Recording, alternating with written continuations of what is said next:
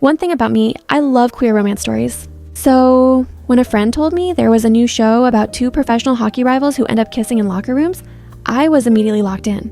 Of course, I was cautious. Hollywood doesn't always get queer stories right. Too often they feel sanitized, tragic, or written for everyone except queer people. Fortunately, that wasn't the case here. Heated Rivalry is sharp, emotionally charged, and surprisingly intimate. It's a story that understands tension between rivalry and desire, public image and private longing, and builds something that feels honest rather than performative. But why do we like it so much? Why has this story in particular become a cultural phenomenon? In this video, I'm going to break down why Heated Rivalry resonates so deeply with audiences, while also reflecting on the current state of queer romance in media, and why these stories continue to capture so much attention today, especially and interestingly, between straight audiences. But before getting into the show, we need to talk about gay media representation. The GBF, the gay best friend, is a trope that emerged once overt homophobia began to decline. At first, it was loosely grounded in reality. Many gay men, especially during the period when coming out became more common but was still largely limited to private or semi-safe spaces, tended to form closer relationships with women. This was often explained through a simplistic and harmful assumption that gay men are inherently feminine. As usual, queerness was equated with femininity and femininity with weakness. But I think the reality is more complex and much more structural. Growing up, women are generally socialized to be more emotionally open, empathetic, and compassionate than men, who are raised under the rigid expectations of patriarchy. That's hardly a controversial statement. Both women and gay men grow up navigating automatic systems of oppression, learning early on that the world is not designed with them in mind. Because of this shared marginalization, it makes sense that they would find safety, understanding, and solidarity in one another. The problem is that relegating the only queer character, who, unsurprisingly, is almost always white, conventionally attractive, and male, to a secondary role that exists primarily as comic relief or as emotional support for the female protagonist has been, and for a long time was, deeply detrimental. First, it contributed to the near-total absence of representation for other queer identities within the community itself. And second, it reinforced the treatment of gay men as objects, ornamental, desexualized, and useful only insofar as they serve someone else's narrative. It also, of course, reinforced the stereotype that all gay men were inherently feminine, and why some gay men are, like straight, and that's totally fine, obsessed with fashion and eager to gossip, when in reality, whether you are gay or not, and while any collective's behavior is inevitably shaped to some degree by the misogynistic world we live in, sexuality and personality are not the same thing. Which brings me to my second point, only coming out stories. As with everything, media did evolve. As overt homophobia decreased, we began to see more stories, once again mostly centered on gay men, about navigating their sexuality and attempting to come out in environments that were not exactly welcoming. And don't get me wrong, representation matters deeply. I'll get back to this later, and there is nothing inherently wrong with coming out stories. For queer kids, especially those who, sadly, still grow up in homophobic environments, it can be incredibly important to see narratives where people eventually find support, love, and community after coming out, even if not everyone accepts them. The issue, however, is a familiar one. First, these stories almost always centered white, conventionally attractive men. And second, thankfully, as society continues to progress, coming out is no longer a universally traumatic experience for everyone, though incredibly, it still is for some. And again, I'm not arguing that these stories should disappear or that they aren't important, but a valid criticism is that in many contemporary narratives, when there is a gay character, their plot lines are reduced almost entirely to the pressures surrounding their sexuality and the challenge of coming out. Many people, especially adults who have consumed a lot of queer media, have expressed fatigue with this trope, because it is also important to tell stories about queer people who, while still existing within and being affected by the society we live in, are allowed to be happy, to experience love, friendship, and meaningful character development without that arc being entirely tethered to their sexuality. This is a side note, and honestly, I could make an entire video essay just about this, but it's worth reflecting on why so many writers and screenwriters, who are very often heterosexual, consistently anchor queerness to suffering. Yes, it reflects a harsh reality of the society we live in, but in many cases, this repeated focus on queer pain borders on exploitation, almost a form of fetishization of suffering turned into spectacle, and more often than not, this does more harm than good. When queer characters are allowed to exist primarily through trauma, rejection, and pain, their humanity becomes secondary to the emotional payoff their suffering provides to a presumed straight audience.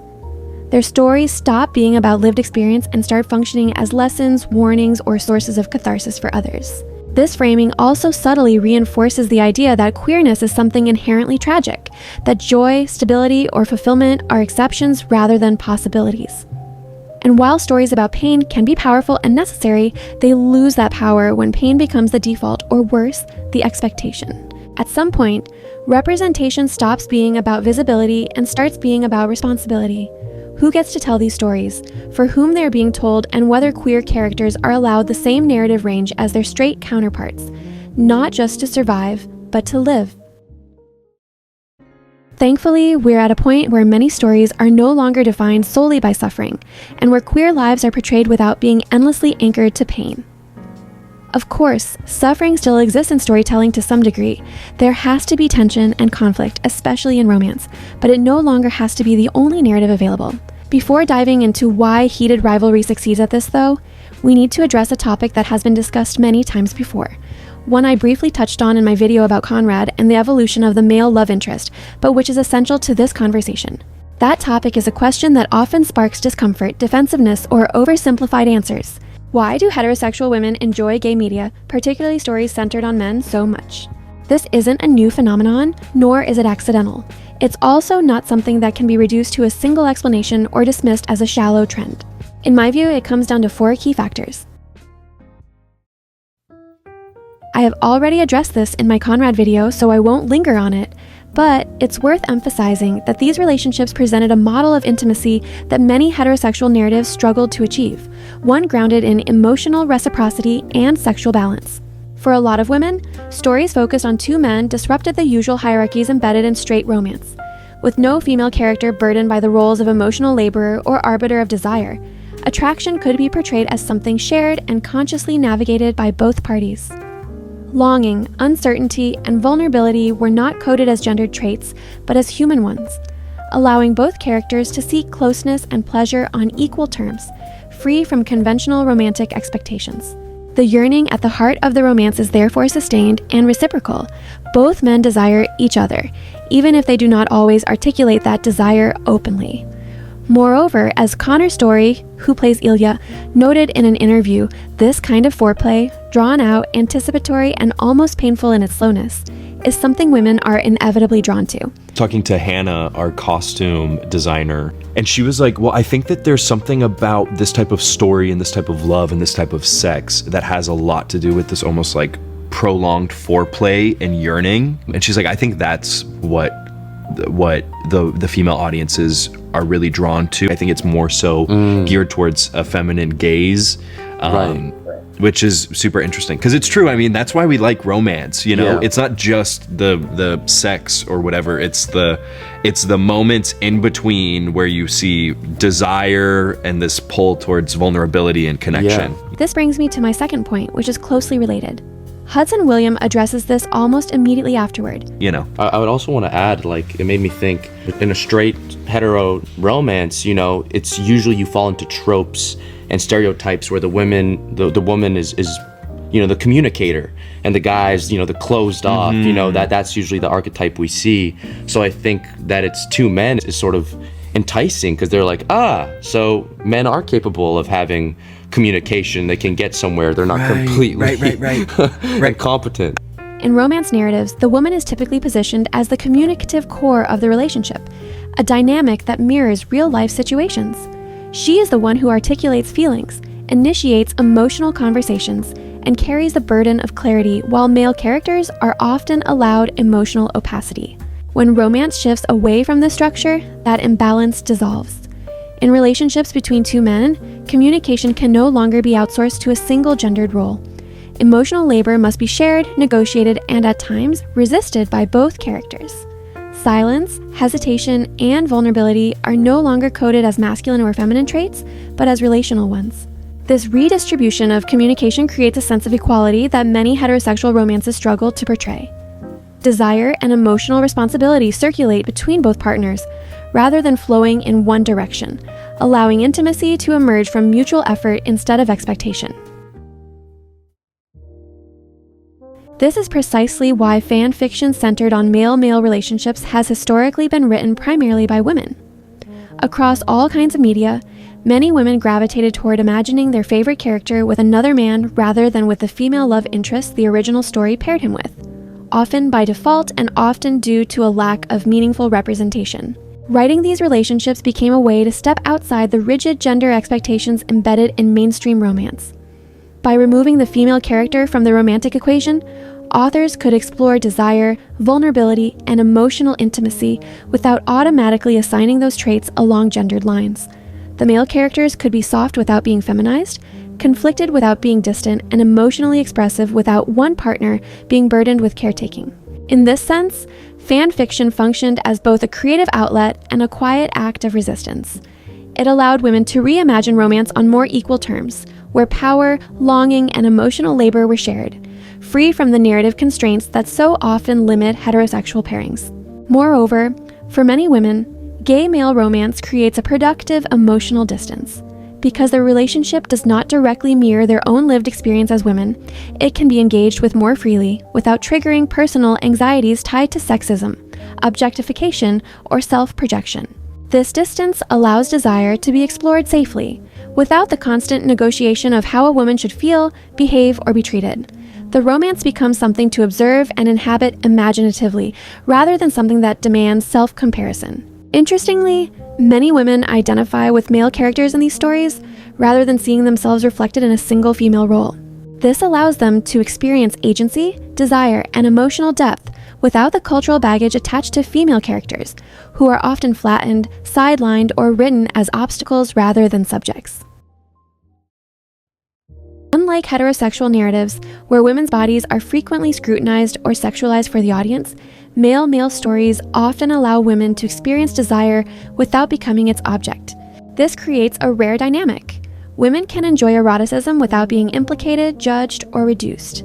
Desire exists, but it is displaced, free from the cultural weight that usually accompanies female sexuality. These stories also subvert power structures. Queer relationships inherently exist outside traditional patriarchal scripts. Without predefined roles of protector, pursued, provider, or emotional manager, power becomes fluid. This subversion is not just political, it is narratively satisfying. It opens space for negotiation, consent, and reciprocity in ways that heterosexual frameworks often struggle to depict convincingly.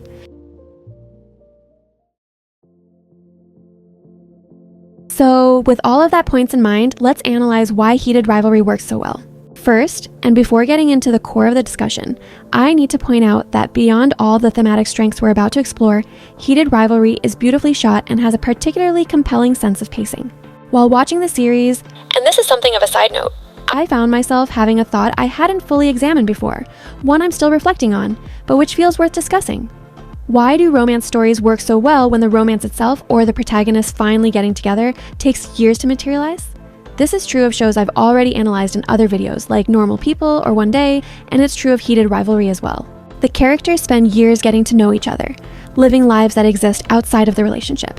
We watch them struggle, change, grow older, and evolve. Their personal problems don't disappear for the sake of the romance. Instead, those difficulties actively shape it, delay it, or push it forward in unexpected ways. I think this works for two main reasons. First, because the yearning is stretched across years. As we've already established, extended longing is one of the most satisfying elements in romance. But second, because these dynamics allow us to see the characters fully as people outside the relationship. We get to know their friendships, their families, their failures, and their successes.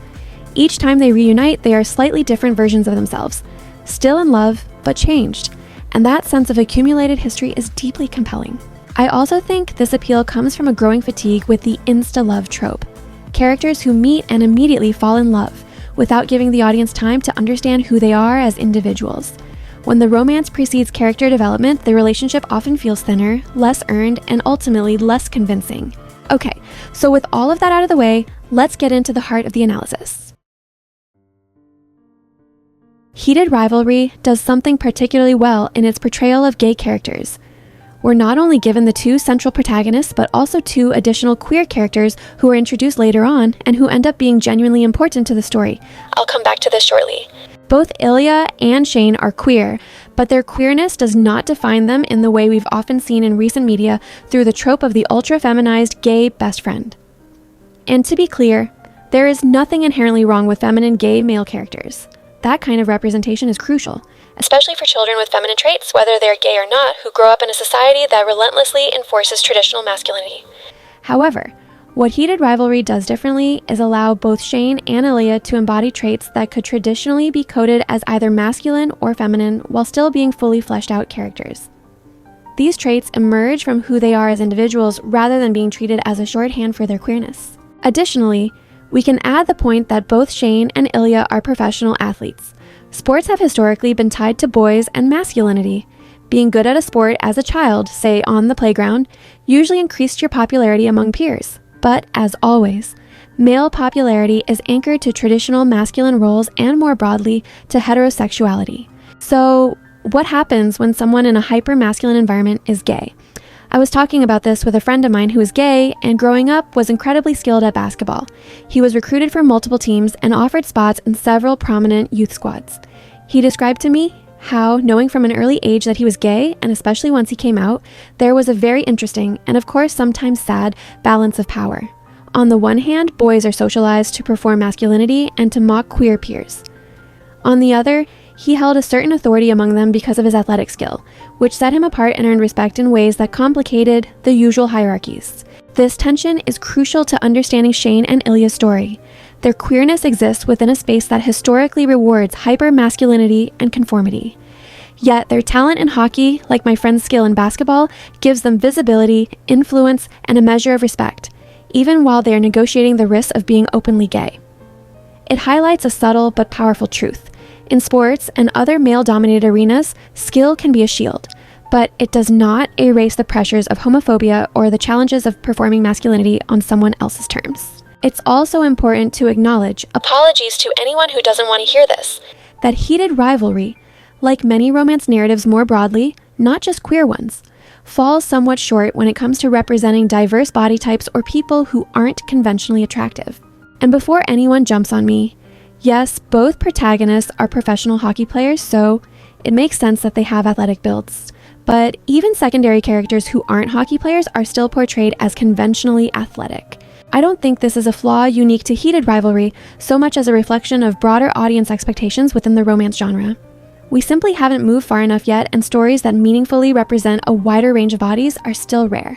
But that's a conversation for another video. Returning to queer representation, there is something extremely important that the series does, and that is the entire Scott Hunter episode and the storyline that follows it. It's not something I expected, and it genuinely surprised me in the best possible way. We are first introduced to Scott as one of Shane's teammates. We already know that Shane is gay and closeted, and we naturally assume that the rest of his team is straight. The fact that the episode opens with the conversation between Carter, Shane, and Scott while they're eating ice cream about a figure skater Carter describes as having to be very brave because he's probably gay is genuinely brilliant. Carter isn't portrayed as openly homophobic. There is an implicit homophobia in the comment, something along the lines of, you have to be incredibly tough to be a man, a figure skater, and at the Olympics because you're probably gay, but it isn't malicious. In episode 2, we see Shane's face immediately afterward, the panic setting in, and the camera stays with him. We're so focused on Shane's reaction that we barely register Scott at all. Episode 3, however, rewinds to that exact same scene, and suddenly, the focus shifts. This time, the moment centers on Scott, and in a single shot, we know he is queer too. He panics as well. This is crucial, because it reflects something deeply real. You never truly know who you're speaking to. This is why we're often told not to make careless or harmful comments. First, obviously, because those comments shouldn't be made in the first place, but also because you never know who might be listening or how deeply those words might affect them. It's almost ironic. We already know that Shane is gay, and then, suddenly, we learn that Scott is too. Two teammates are carrying the same secret, sitting in the same conversation, and yet they don't share it with each other.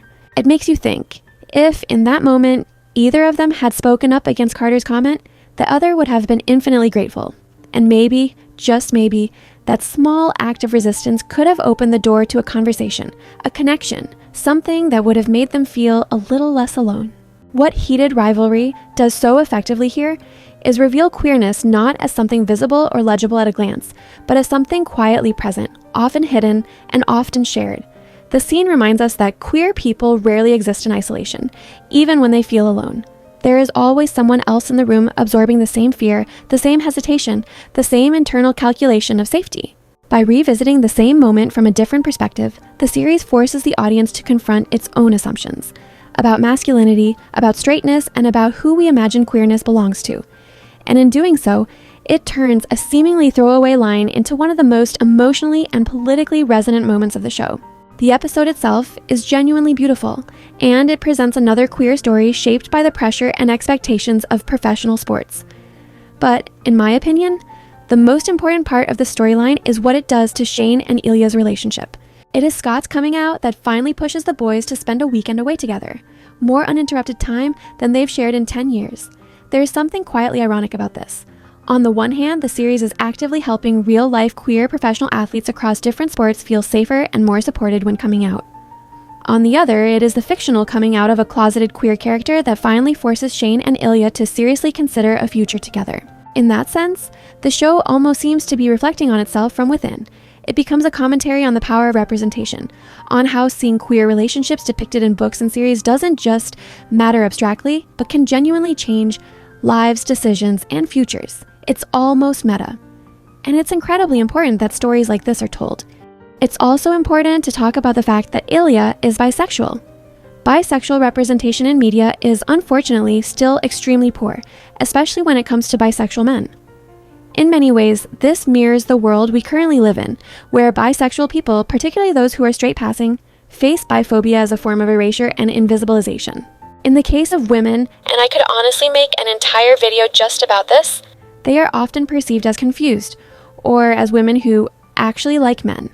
Meanwhile, bisexual men are frequently assumed to be gay men who are simply afraid to fully come out of the closet. This kind of homophobia is, of course, yet another branch of misogyny. The belief that women, as objects of desire, can only exist through the lens of hypersexualization and objectification for heterosexual men. It's also worth acknowledging that for many queer people, identifying as bisexual can function as an intermediate step. Some people who eventually come out as gay or lesbian first identify as bisexual due to compulsory heterosexuality and the social constraints of the world we live in, and those stories matter too. However, bisexual people very much exist, and their identities are not merely transitional. In media, though, bisexual characters are often portrayed as hypersexual, unfaithful, or indecisive. Their attraction is framed as something measurable, as if it were a percentage that leans more toward one gender than another. At times, bisexuality feels like a scapegoat, a way for writers to include representation without fully committing to the exploration of queer characters. This becomes especially evident when a bisexual character ends up in a relationship with someone of a different gender and their bisexuality is quietly forgotten. As if, despite the character still being bisexual, their identity were once again treated as a rite of passage, something temporary, until the story effectively says, okay, now they're fully heterosexual. In Ilya's case, I think this is handled relatively well. Yes, Ilya is bisexual, and yes, he is a highly sexual person, someone who is, at times, openly promiscuous. But two things can be true at once. Ilya's sexual openness has far more to do with who he is as a character than with his bisexuality itself. It tells us about his emotional life and the struggles he faces, the fact that he has always been sexually active with both women and men, yet finds it difficult to build genuine, lasting connections. At the same time, his relationship to sex is deeply shaped by fear and repression. Because of the country he lives in and the society in which he was raised, being with men is dangerous for him. It carries real social and personal risk. And yet, despite that danger, it is not something he can deny about himself. His sexuality is not framed as reckless or shallow, but as something lived under pressure, marked by desire, loneliness, and the constant negotiation between honesty and survival. It's also important to acknowledge that as a bisexual man, Ilya theoretically has an option that someone like Shane does not. The possibility of falling in love with a woman and living an apparently heterosexual life, avoiding the violence and fear that come with coming out, especially given his country of origin and his status as a professional hockey player. But the story is careful not to frame this as a real choice. As Ilya's monologue makes clear, he is in love with Shane. Bisexuality does not mean selecting the most convenient option from a market of genders. It does not grant emotional control or strategic freedom. Desire and love are not governed by safety or logic. In Ilya's case, his bisexuality does not soften the risk of queerness. It only makes it clear that when it comes to the heart, choice is an illusion. Ultimately, Ilya's bisexuality is not treated as a shortcut, a loophole, or a narrative convenience. It is not something that dilutes the queerness of his story, nor does it make his love any safer or easier.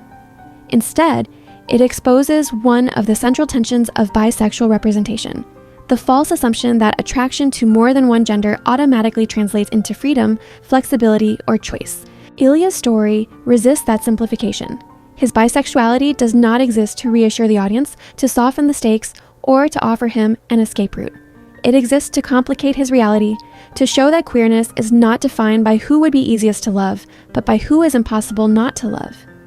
In this way, the narrative refuses the idea that bisexuality is a temporary identity, a phase, or a stepping stone towards something more legible.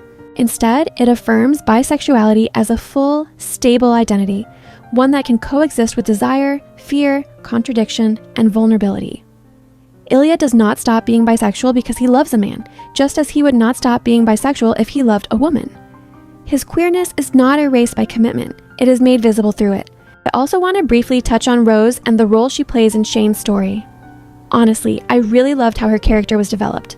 On paper, Rose represents everything Shane might want if it weren't for the small but crucial detail that he isn't attracted to women. She's fun, understanding, beautiful, and attentive. When Shane feels abandoned by Ilya and constrained by the unspoken rules of never having had a public relationship, he drifts almost instinctively into compulsive heterosexuality. As viewers, of course, we know this isn't going to make him happy. Rose could easily have been written as a villain of sorts, someone standing in the way of Shane and Ilya's relationship. Instead, the writers did something completely different. It's important to acknowledge that, from Rose's perspective, what Shane does isn't entirely fair. There have been countless conversations, especially in the context of heterosexual marriages where one partner comes out after years together, about how heartbreaking it must be for the other person. And yes, it's true that anyone in that position has a right to feel hurt, confused, or betrayed. But I loved how the show avoided turning Rose into a trope of the wronged woman. Instead, she accepts Shane. She doesn't get angry or blame him. Quite the opposite. She empathizes with him and becomes his friend, the first person with whom Shane openly shares the secret he's been carrying his whole life. I almost cried during the scene in the restaurant because it made me feel just how important that moment was for Shane's growth. I felt the relief with him. The relief that Rose would keep his secret and that for the first time, he had someone who truly understood him and could support him. In short, the show's representation is fantastic across all its characters, and the navigation and characterization of the gay characters is handled with remarkable care, something that's still rare to see even today. Alright, let's finally talk about what everyone really wants to hear, the spice. It's one of the show's biggest selling points. In fact, the two actors even got the tattoo sex sells because, well, it's true. Erotica has its own genre, and it appeals to almost everyone. That said, erotic content isn't always done well, especially in heterosexual romances where it often falls into cliché, fantasy-driven, or performative territory. Heated Rivalry, however, gets it right for a couple of key reasons. First, the sex scenes are not just erotic. They tell us something about the characters. This is hugely important. Not everyone enjoys sex for the sake of sex, but erotic moments become compelling when they reveal the relationship itself, the balance of power between the characters, their trust, their vulnerabilities. Think of it in the same way as normal people, where intimacy is a lens into character and connection rather than just titillation. Second, the scenes are incredibly intimate. There are moments where you almost feel like you're intruding, yet you can't look away, and in my opinion, they feel remarkably realistic. Now, I am queer, but I'm not a gay man, so I can't speak to the technical accuracy of the sex itself, and in fact, there has been plenty of debate online about that. I'm not in a position to judge how authentic it is physically, but for me, the realism comes through in the way the characters interact during sex. Their facial expressions, their teasing, flirty, or sometimes serious conversations, all of it felt deeply authentic. It's not about perfect bodies or choreography, it's about the subtle human ways people connect, negotiate, and express desire. The intimacy is emotional as much as it is physical, and that's what makes these scenes resonate beyond mere eroticism. And here's my hot take. I like that they have sex so early, literally within the first 20 minutes of the series. I know a lot of people prefer a long build-up with extended yearning before intimacy, and that's okay. But the beauty of Heated Rivalry is that Shane and Ilya's relationship is built out of the sexual desire they feel for each other first, and only later does love, trust, and emotional understanding follow.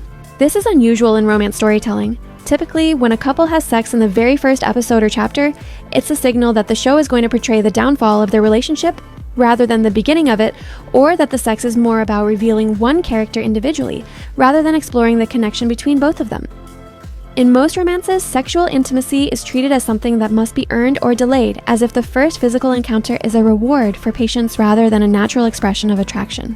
What I love about Heated Rivalry is twofold. First, it feels realistic, especially in today's world where sexual encounters often happen earlier in a relationship than in traditional narratives. Of course, if the sex happens later, that's fine too. Everyone moves at their own pace. Second, it challenges the idea that sex has to be treated as a prize rather than a natural part of the relationship. By showing Shane and Ilya acting on their desire from the very beginning, the series normalizes physical intimacy as part of the emotional landscape rather than separating it from love or character development. In fact, starting with sex allows the audience to see how desire and compatibility function as foundational elements in their relationship. It's not a shortcut to emotional depth, it is part of their connection, and it informs how they communicate, negotiate boundaries, and develop trust over time. This approach makes the romance feel contemporary, authentic, and ultimately more layered than the traditional slow burn first, then intimacy formula. It's refreshing to see a queer romance take this approach, because it rejects the expectation that sexual desire must always be postponed for moral or narrative reasons. Instead, it acknowledges that passion and love can grow in tandem, and that early intimacy can be just as meaningful and just as transformative as longing stretched over months or years. What makes Ilya and Shane's relationship so compelling isn't just what happens between them, but how it happens. At its core, their dynamic is built on contrast. Shane is inward-facing. He processes the world internally, often choosing restraint over expression. His emotions are deep but carefully guarded, filtered through hesitation, silence, and self-control. Ilya, on the other hand, is tough on the surface, sharper, more reactive, more openly confrontational. He uses confidence, sarcasm, and bravado as both armor and language. This opposition could have created distance, but instead it creates chemistry. Their connection doesn't rely solely on sexual tension, though that tension is undeniably there, but on the constant friction between their personalities. Every conversation feels charged because they are always pushing against each other's emotional boundaries. Even in quiet scenes, there is an undercurrent of meaning, glances held too long, pauses that say more than dialogue ever could. Crucially, their chemistry exists in all interactions, not just the explicitly intimate ones. A casual exchange can feel just as loaded as a physical encounter, because both characters are constantly negotiating how much of themselves they are willing to reveal. The attraction isn't only physical, it's psychological. Because this is a series and not a novel, we don't have access to their internal monologues. We don't hear their thoughts spelled out for us. Instead, the show gives us something arguably more intimate, their messages.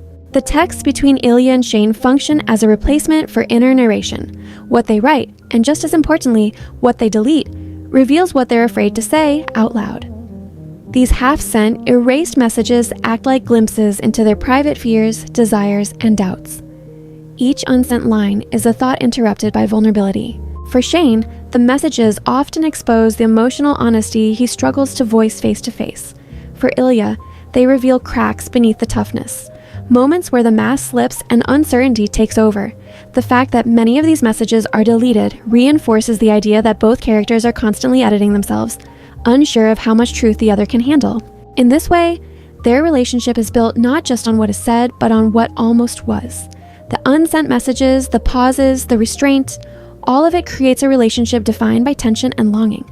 We don't need direct access to their thoughts, because the show lets us read between the lines.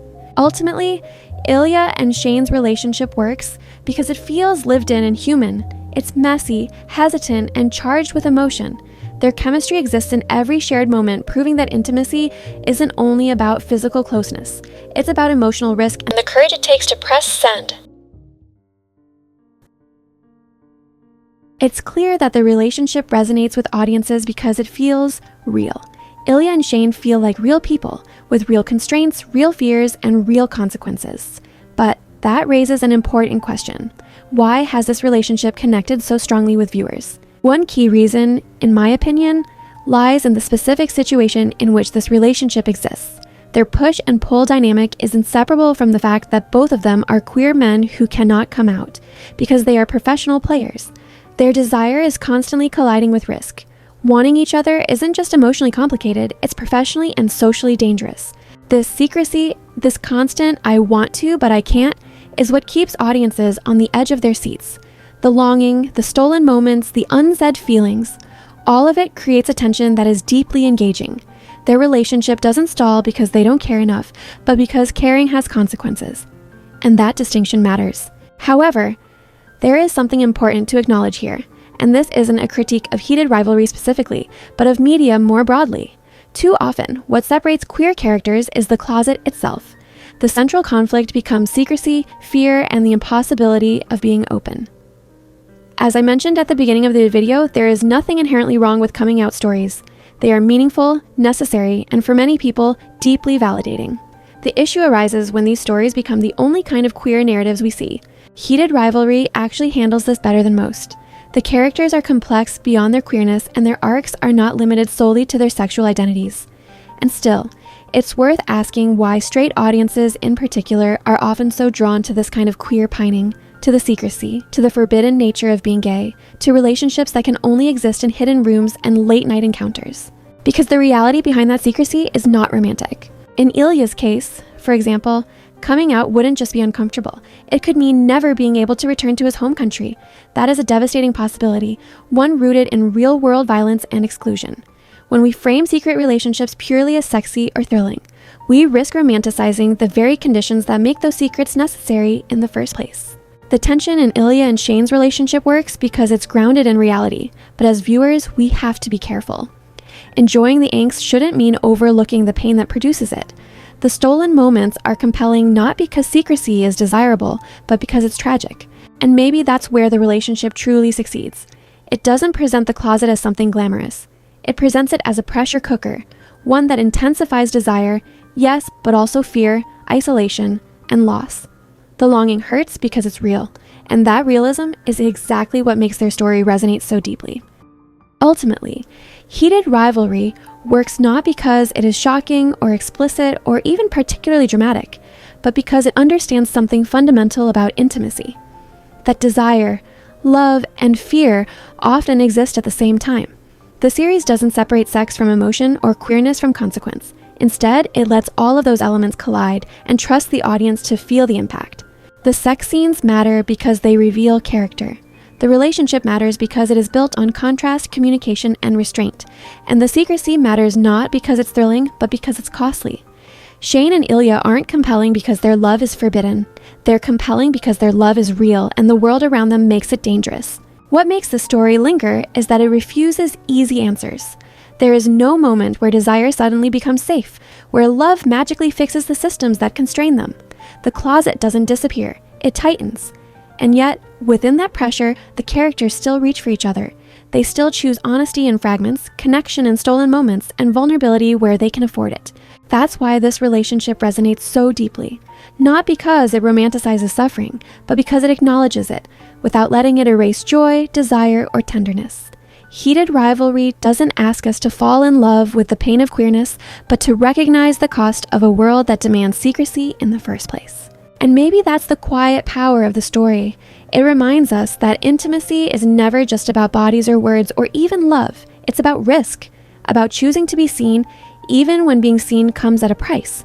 And in that sense, Shane and Ilya's story isn't just a romance. It's a reflection of a reality that sadly is still rare to see, portrayed with this much honesty even today.